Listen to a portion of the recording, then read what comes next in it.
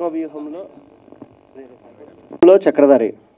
ఇంతవరకు రాయలసీమ అనగానే ఫ్యాక్షన్ గొడవలు ఇలాంటి కథలు చూసింటారు, కానీ అక్కడ ప్రేమలు ఎలా ఉంటాయి, అక్కడ అనుబంధాలు ఎలా ఉంటాయి అనేది ఫస్ట్ టైం అండి. యాక్చువల్గా అయితే ఇది ఒక లవ్ స్టోరీ అని చెప్పొచ్చు, కానీ పెద్ద ఎక్స్పెరిమెంట్ అని చెప్పుకోవాలి.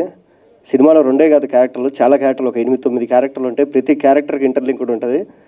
నాకు రైటర్ గారు ఫస్ట్ స్టోరీ చెప్పేటప్పుడు నేనే కన్ఫ్యూజ్ అయిపోయి మళ్ళీ వెనక్కి వెళ్ళండి, మళ్ళీ ముందుకు రండి అనేవాడిని. అండ్ ఇలాంటి సబ్జెక్ట్ ఎంచుకున్న సంజయ్ అన్నకి అండ్ మా ప్రవీణ్ బ్రోకి చాలా కంగ్రాచులేషన్స్. వాళ్ళు అనుకున్నది ఏదైతే ఉందో, అంటే షూటింగ్ ముందు మేము ఏదైతే డిస్కస్ చేసుకున్నామో మొత్తం అంతా అయిపోయిన తర్వాత అదే వచ్చింది.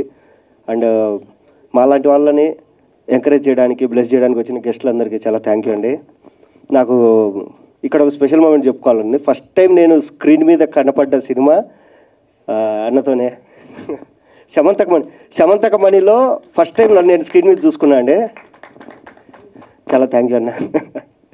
అండ్ పెద్ద సినిమాకి ఎలాగైనా కానీ పబ్లిసిటీ ఉంటుంది, అన్నీ ఉంటాయి, కానీ చిన్న సినిమాని ముందుకు తీసుకెళ్లేది మీడియానే.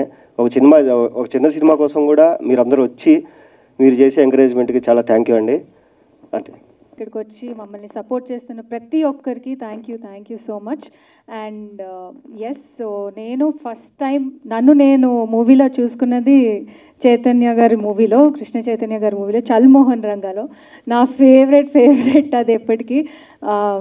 అలా సో స్టార్ట్ అయ్యి కొన్ని మూవీస్ చేయగా ఇప్పుడు ఈ మూవీలో నాకు పద్మ అనే క్యారెక్టర్ ఇవ్వడం జరిగింది.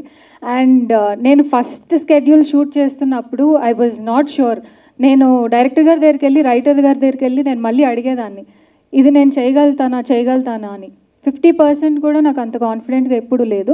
బట్ వాళ్ళు కూర్చోబెట్టి నువ్వే చేయగలవు అని చెప్పి, అసలు ఇంకేం ఆలోచించుకో, ఏ కాంట్రవర్సీస్ కానీ ఏమి మైండ్లో పెట్టుకోకు, ఓన్లీ ఈ క్యారెక్టర్ గురించే మాట్లాడు, ఈ క్యారెక్టర్ గురించి ఆలోచించు అని చెప్పి, అప్పుడు స్టార్ట్ చేసిన ఏడుపు లాస్ట్ స్కెడ్యూల్ వరకు ఏడుస్తూనే ఉన్నాను.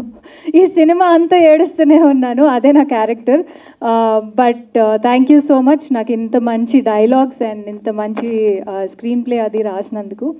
అండ్ థ్యాంక్ యూ సంజయ్ గారు, థ్యాంక్ యూ ప్రవీణ్ గారు, thank you one and all. Thank you Ashwa Reddy and Murali.